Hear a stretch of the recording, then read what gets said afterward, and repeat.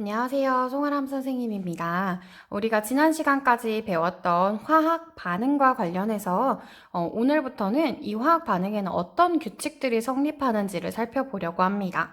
그 규칙들 중에 첫 번째 시간인데요. 바로 질량 보존 법칙입니다. 우리가 화학 반응에서는 총 물질의 총 질량이 변하지 않는다라고 배웠었는데 혹시 기억하나요? 네. 이와 같이 어떤 화학 반응에서도 질량 보존 법칙이 성립하는 것을 여러분들이 알 수 있습니다. 자, 오늘은 입자 모형도 사용해서 바로 질량 보존 법칙을 설명하도록 하겠습니다. 바로 탐구로 넘어가도록 할게요. 탐구 활동 살펴보겠습니다. 화학 반응에서 물질의 질량은 어떻게 될까라는 탐구 활동인데요. 실험 첫 번째입니다. 바로 앙금 생성 반응에서 질량 변화를 먼저 살펴볼 거고요. 두 번째로는 기체 발생 반응에서 질량 변화를 살펴보도록 하겠습니다. 자, 시약병 가와 나의 같은 농도라고 우리가 어떤 변이들을 통제해 줘야 해요. 그래서 변이들을 통제해서 같은 농도의 탄산 나트륨 수용액과 염화 칼슘 수용액을 넣었는데요. 자, 무엇을 넣었는지 선생님이 이렇게 표현을 해보도록 할게요. 자, 탄산 나트륨 수용액. 이를 화학식으로 한번 표현해 볼까요? 네. 앞에 있는 것을 뒤에 쓰고 탄산이온, 나트륨. 탄산이온은 이가 음이온입니다. 나트륨은 일가 양이온이라서 Na2CO3라고 표현을 해줄게요. 자, 염화 칼슘 수용액은요. 염화를 뒤에 쓰고 칼슘을 앞에 쓰는데 칼슘은 이가 양이온, 염화는 일가 음이온입니다. 그래서 맞춰주기 위해서 CaCl2라고 표현하겠습니다. 각각을 10ml씩 넣고 뚜껑을 닫은 뒤 전체 질량을 측정해봤더니 선생님이 실험을 했을 때에는 약 324.28g이 나왔습니다. 시약병 가의 수용액을 시약병 나에 부은 후에 일어나는 변화를 관찰할 거예요. 그런데 시약병 가는요, 우리가 다 넣었기 때문에 가를 빼고 질량을 측정해야 할까요? 네, 아니죠. 우리가 이전에도 이 시약병 가의 무게를 측정하였기 때문에 똑같이 시약병 가의 무게를 똑같이 측정해야 돼서 그래서 두 개 다 동시에 놓고 관찰을 해보도록 하겠습니다. 그대로 변화를 관찰했더니 324.28g이라는 결과가 나왔습니다. 반응이 더 이상 이렇게 진행을 해 보았는데요. 자, 우리가 이렇게 두 수용액을 섞었을 때 어떤 변화가 나타났는지부터 살펴보겠습니다. 여러분들 이 그림에서 살펴봤을지는 모르겠는데요. 선생님이 확대를 시켜줄게요. 자, 이렇게 보시면 자, 혹시 보이시나요? 자, 여기 색깔이 지금 투명한 색에서 하얀색으로 변했습니다. 자, 이 말은 곧 하얀색의 앙금이 생성되었구나 라는 것을 알 수 있어요. 흰색 앙금. 자, 우리 아까 여기 화학식 살펴볼게요. 자, 여기에서 양이온과 음이온을 합했을 때 앙금이 생성되는 그런 양이온과 음이온이 혹시 있을까요? 여러분들 2학년 때 배웠는데 네, 그렇습니다. 바로 이 칼슘 이온과 탄산 이온이 만나서 탄산칼슘이라는 하얀색의 앙금이 생성됨을 알 수 있습니다. 탄산칼슘이라는 하얀색의 앙금이 생성이 되었습니다. 자, 이 반응 전후의 전체 질량은 어떻게 되었나요? 네, 일정. 변하지 않았습니다. 그 이유는 무엇일까요? 여러분들, 이거 화학 반응이죠. 화학 반응에서는 물질의 원자의 배열이 변해서 분자의 종류는 변할 수 있어도 물질을 이루는 원자의 종류나 개수가 변하지 않습니다. 물질을 이루는 원자의 종류와 개수가 일정하다, 변하지 않기 때문에 전체 질량이 변하지 않음을 알 수 있겠습니다. 자, 두 번째 실험도 한번 살펴보도록 할게요. 시약포지에 탄산수소 나트륨을 넣을 건데요. 이 탄산수소 나트륨은요. 어떻게 표현을 하냐면 바로 탄산 맨 뒤에 쓸게요. 탄산. 그다음에 수소를 써야겠죠. 수소. 나트륨. 자, 탄산이온은 아까 이가 음이온이라고 했습니다. 수소는 1가 양이온이고요. 나트륨도 1가 양이온입니다. 그러면 1 플러스 1 플러스 1 마이너스 2 해서 중성의 탄산수소 나트륨 분자 이렇게 쓰면 되겠습니다. 자, 이 탄산수소 나트륨을 0.5g을 담아서 페트병에 넣고 식초 10ml가 담긴 시험관을 이와 같이 페트병 안에 넣고요.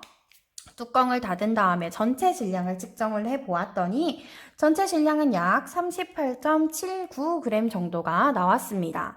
자, 그리고 이 페트병을 기울여서 탄산수소 나트륨과 식초를 모두 반응시켜서 일어나는 반응을 관찰해 보았더니요.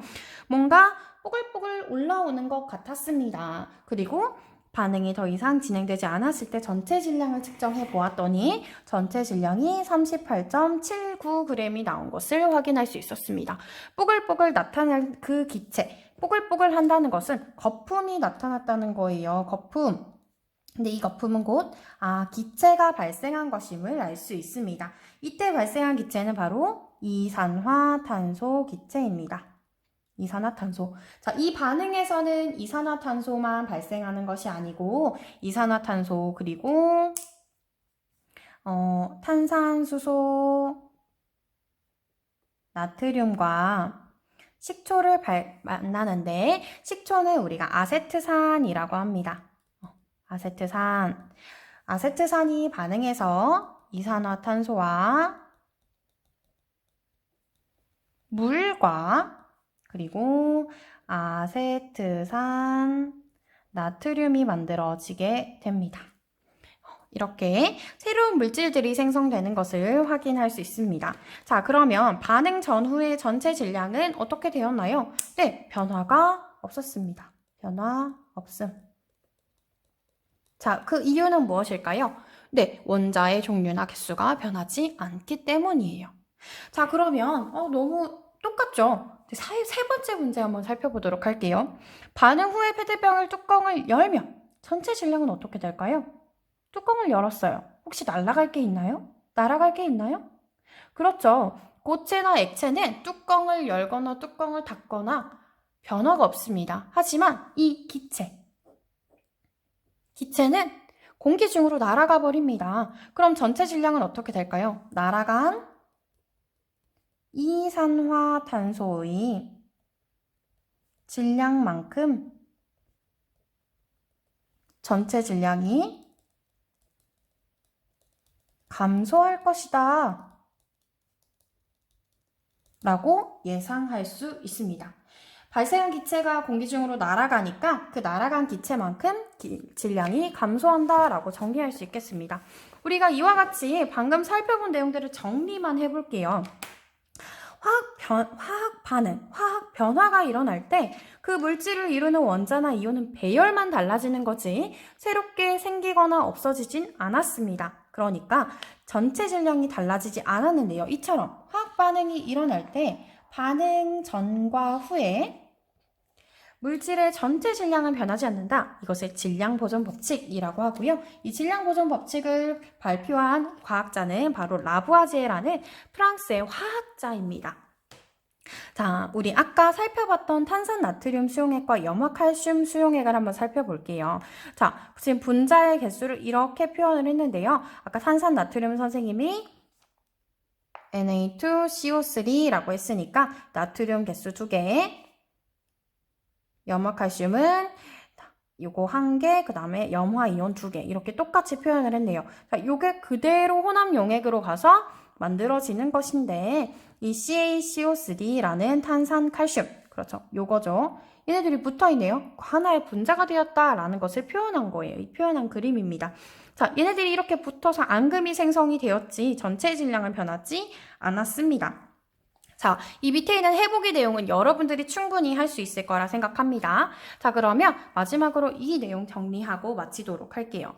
자, 종이를 태우고 이산화탄소, 수증기 등 기체가 발생하는 반응은 이 기체들이 공기 중으로 막 날아가겠죠. 날아간 만큼 질량이 감소하게 될 것입니다. 자, 이렇게 질량이 감소하는 기체 발생 반응도 있는 반면에 강철솜을 태운다. 태운다? 어떤 반응이죠? 그렇죠. 연소 반응이죠.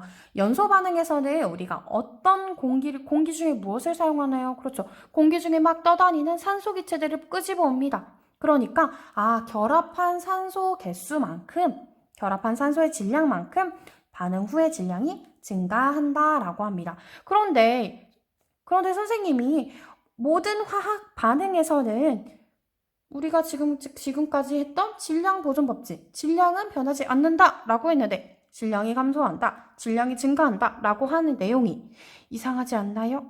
네, 우리가 여기에서 질량이 감소한다, 증가한다 라는 것은 그것을 빼고 얘기했기 때문에 질량이 감소했다, 질량이 증가했다 라고 이야기한 거예요. 자, 무슨 얘기냐?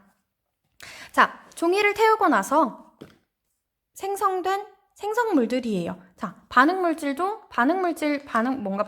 이렇게 생겼는데,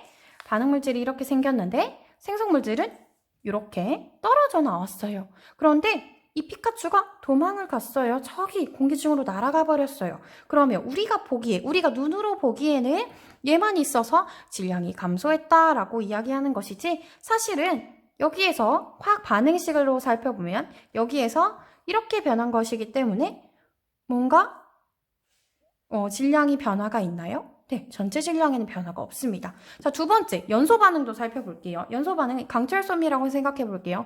공기 중에 산소입니다. 이 산소는 우리 눈에 보일까요? 네, 보이지 않아요. 그러니까 저 밖에 나가 있는 거예요. 저 밖에 나가 있기 때문에 우리가 이 질량에서 다 끝나고 나서 이렇게 생성이 되니까 강철솜을 태워서 이런 산화철이 만들어지는데, 산화철은 이렇게 생겼으니까 반응 전과 후의 질량이 증가한다라고 생각이 되는 거지만, 사실은 반응 전의 질량이 총질량은 이렇게 두 개 합한 것이었고요. 반응 후의 총질량은 이렇게 합한 것이 되겠습니다. 그러면 결과적으로 우리가 전체적으로 살펴보면 전체 질량은 변하나요? 변하지 않나요? 그렇죠. 변하지 않습니다. 이 내용을 간단하게 정리해 볼게요. 자, 화학 반응이 일어날 때 반응물이나 생성물에 기체가 포함되어 있으면 반응 전후의 질량이 달라지는 것처럼 보인다. 하지만 공기 중으로 날아간 기체의 질량이나 연소하면서 결합한 산소의 질량까지 모두 고려를 한다면 화학 반응이 일어날 때 전체 질량은 변하지 않는다. 고려해야 될 것은 모두 고려를 해줘야 합니다. 반응물도 모두 고려, 생성물도 모두 고려를 해야 합니다. 빠지지 말고요. 그렇기 때문에 전체 질량은 변하지 않는다라고 정리할 수 있겠습니다. 자, 마지막으로 우리 스스로 확인하기 정리하고 마칠게요. 자, 화학 반응이 일어나 앙금이 생성되거나 기체가 발생해도 반응 전후의 질량은 그렇죠. 항상 같다라고 정리할 수 있습니다. 물 18g이 모두 분해되었대요.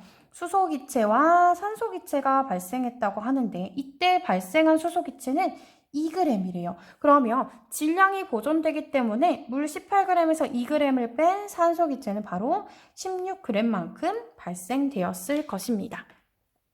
자, 우리가 화학 반응에서 첫 번째 규칙, 바로 질량 보존 법칙에 대해서 살펴보았습니다. 너무 간단하죠? 이 간단한 내용은 우리 뒤에서도 계속해서 나오기 때문에 잊지 않았으면 좋겠습니다. 오늘도 수고했어요. 안녕.